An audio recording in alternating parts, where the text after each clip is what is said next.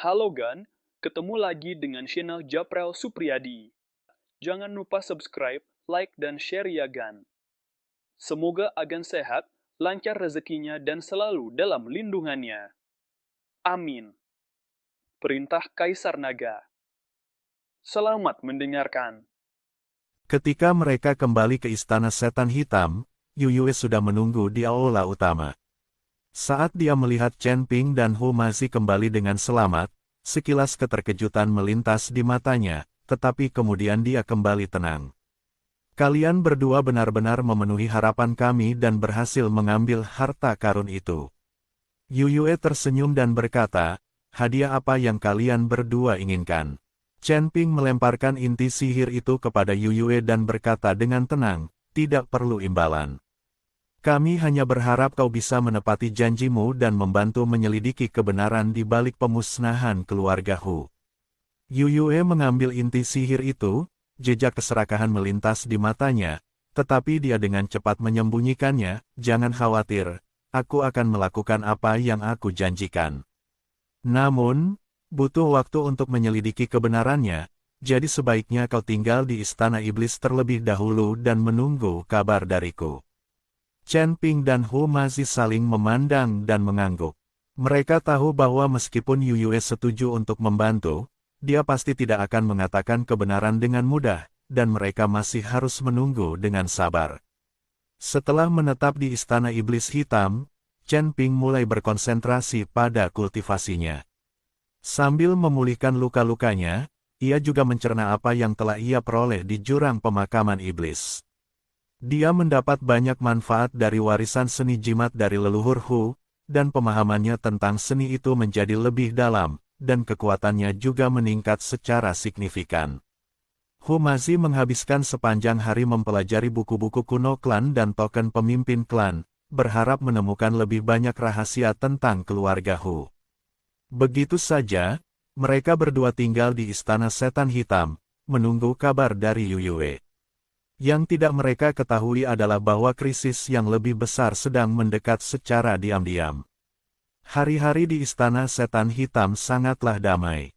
Yuyue tampaknya benar-benar menepati janjinya. Ia tidak hanya tidak menuntut apapun, tetapi juga mengirim orang untuk mengirimkan banyak pil penyembuh dan sumber daya kultivasi. Sikapnya yang begitu hormat membuat orang-orang waspada.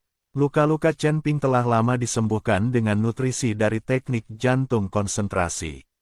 Ia bahkan memanfaatkan kesempatan dari luka ini untuk memurnikan kekuatan spiritual dalam tubuhnya agar lebih murni. Ia hanya selangkah lagi untuk mencapai tingkat ketujuh alam abadi tersebar. Selain berlatih setiap hari, ia juga berkeliling Istana Iblis. Meskipun tampak acuh tak acuh, sebenarnya ia diam-diam menyelidiki kekuatan dan kelemahan Istana Iblis. Hari itu, dia berjalan menuju sebuah bebatuan di taman belakang Istana Iblis dan tiba-tiba mendengar percakapan tertahan yang datang dari balik bebatuan itu. Petik 2. Penyihir, apa kau benar-benar akan membiarkan kedua manusia itu pergi? Inti sihir itu adalah kunci untuk membantumu menembus kemacetan. Kata sebuah suara serak. Apa terburu-buru? Ini adalah suara Yuyue, dengan sedikit senyum dingin, karena kedua manusia itu mampu kembali hidup-hidup dari jurang pemakaman iblis, mereka pasti memiliki sesuatu yang luar biasa. Terutama Chen Ping, yang kekuatannya tak terduga. Daripada menjadikannya musuh, lebih baik kita memenangkannya untuk sementara waktu. Ketika aku menyempurnakan inti sihir dan mencapai tingkat keempat alam abadi duniawi, tidak akan terlambat untuk menghadapinya. Tapi, anak dari keluarga Hu itu sudah mulai menyelidiki kebenaran di balik pemusnahan keluarga itu. Bagaimana kalau dia tahu? Jadi bagaimana kalau mereka tahu? Yuyue mendengus dingin, apa yang terjadi saat itu dilakukan dengan sangat rahasia, bahkan jika dia menemukan petunjuk apapun, tidak akan ada bukti. Lagi pula, dia masih dalam kendali kita dan tidak mungkin menimbulkan masalah besar. Kalau begitu aku lega. Ngomong-ngomong, beberapa kekuatan di sekitar Gunung Jiupan sudah mulai bergerak dan sepertinya ingin mendapatkan harta karun jurang pemakaman iblis. Apa kau mau aku mengirim seseorang untuk mengurus mereka? Tidak perlu. Yuyue berkata dengan tenang, biarkan mereka membuat masalah. Ini kesempatan bagus untuk menguji kekuatan kedua manusia itu. Jika mereka mampu menghadapi kekuatan-kekuatan itu akan menjadi yang terbaik. Jika tidak, maka kita tidak perlu melakukan apapun jika mereka mati. Suara dari balik bebatuan perlahan menghilang. Chen Ping diam-diam berjalan keluar dari balik bebatuan dengan sedikit rasa dingin di matanya. Benar saja, Yuyue tidak berniat membiarkan mereka pergi sejak awal. Apa yang disebut bantuan dalam menyelidiki kebenaran hanyalah taktik menunda. Dia kembali ke kediamannya dan menceritakan kepada Humazi apa yang didengarnya. Mendengar ini, Humazi murka, Yuyue ini kejam sekali. Kita harus menemukan cara untuk mengungkap wajah aslinya.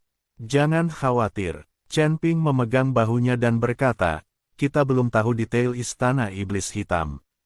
Tindakan gegabah apapun hanya akan membuat musuh waspada. Tugas yang paling mendesak adalah meningkatkan kekuatan kita secepat mungkin dan menemukan bukti kebenaran di balik genosida. Tetapi, di mana kita harus mulai sekarang? Humazi mengerutkan kening, kita telah membaca buku-buku kuno Istana Iblis, dan tidak ada catatan rinci tentang kebenaran di balik genosida tersebut. Mungkin, kita bisa mulai dengan pasukan di sekitar Gunung Jiupan.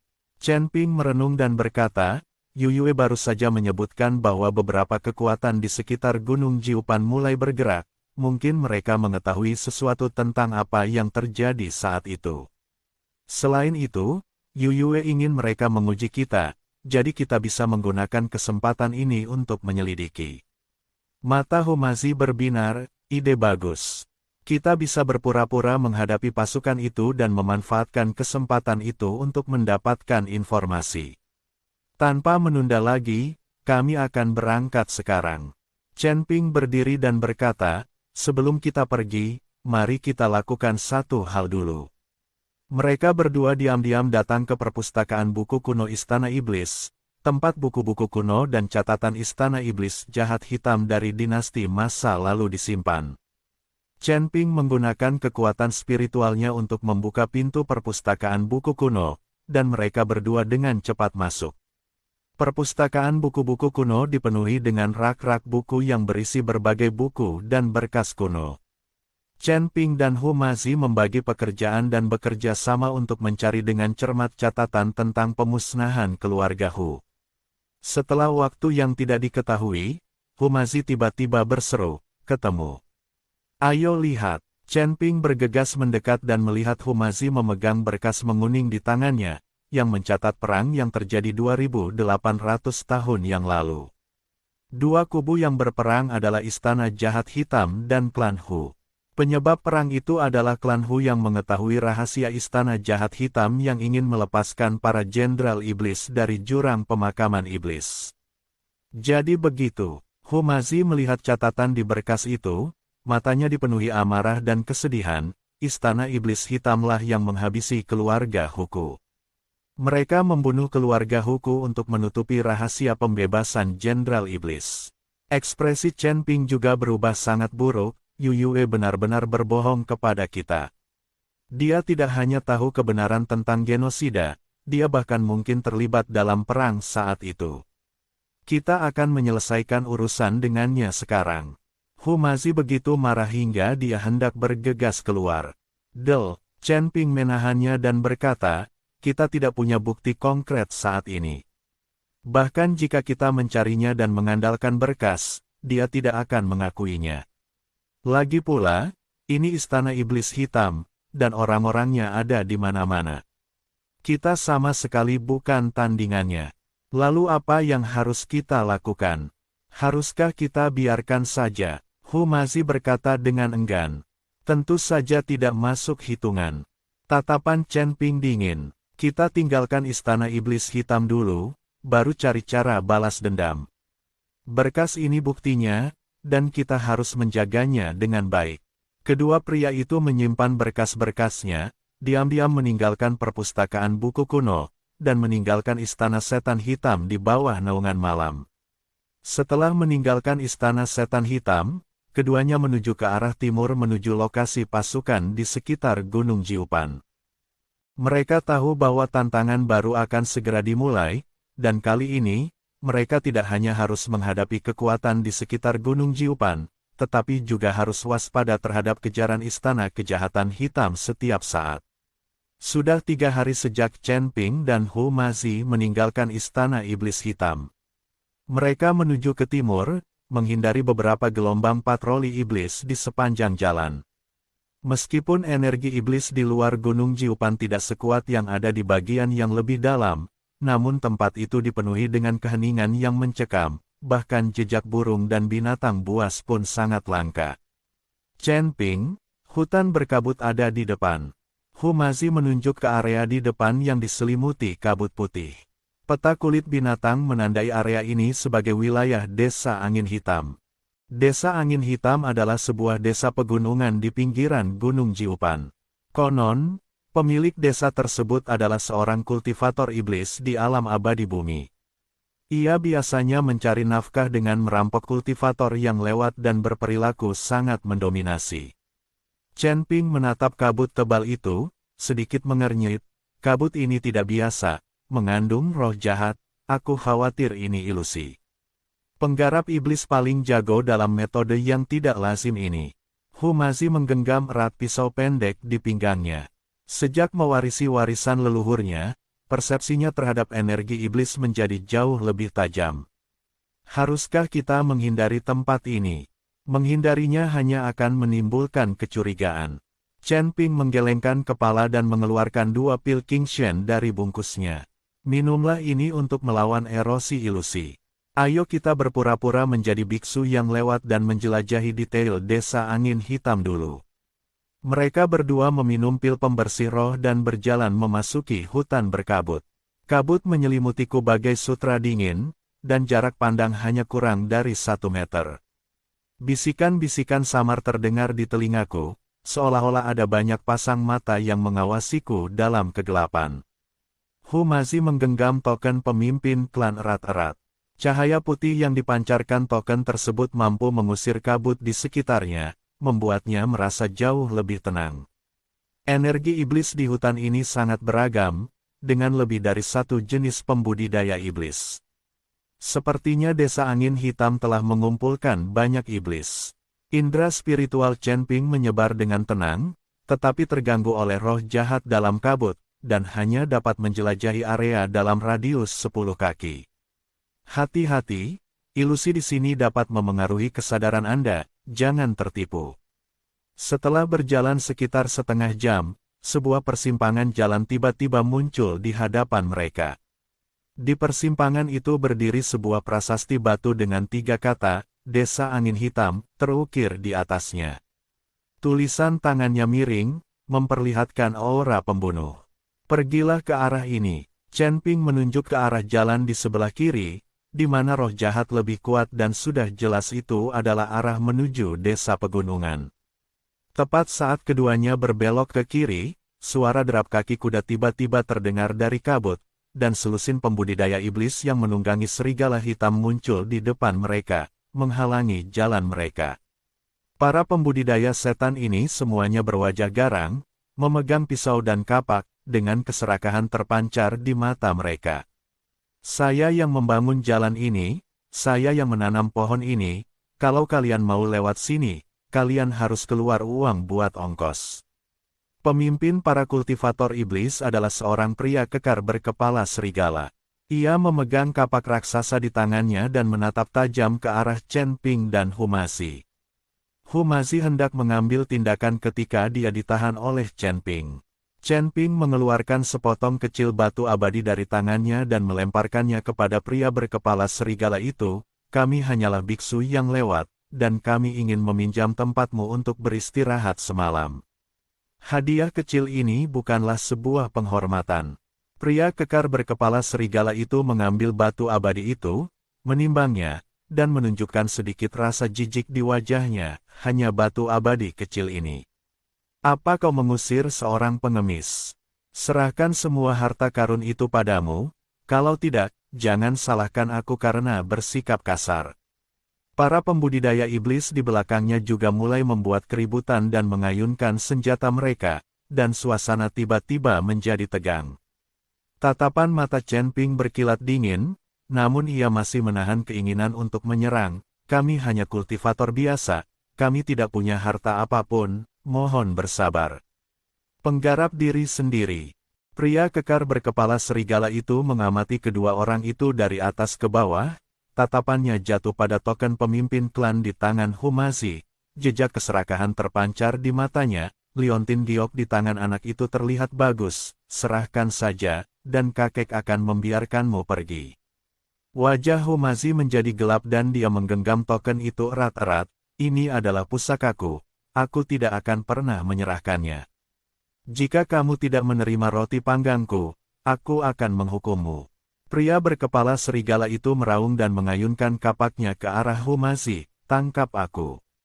Lebih dari selusin pembudidaya iblis segera mengepung mereka, menghunus pedang dan kapak, dan menyerang kedua pria itu.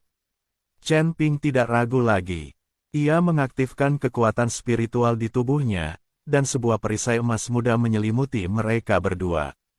Pada saat yang sama, dia memanggil pedang pembunuh naga, dan energi pedang emas melesat keluar, seketika menghantam beberapa pembudidaya iblis yang menyerbu di depan. Pria kekar berkepala serigala itu tidak menyangka Chen Ping begitu tangguh. Ia terkejut, tetapi segera bereaksi. Ia meraung, dan kapak gunung itu menghantam perisai Chen Ping dengan suara angin yang tajam.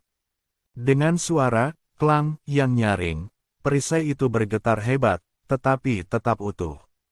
Dengan kemampuan sekecil ini saja, kamu berani merampok orang di jalan. Chen Ping mendengus dingin, dan pedang pembunuh naga melesat bagai aliran cahaya, seketika menembus bahu pria berkepala serigala itu. Ah! Lelaki berkepala serigala itu menjerit, menutupi bahunya yang berdarah dan melangkah mundur berulang kali, matanya penuh ketakutan. Kau, siapa kau? Biksu yang lewat, kata Chen Ping dengan tenang.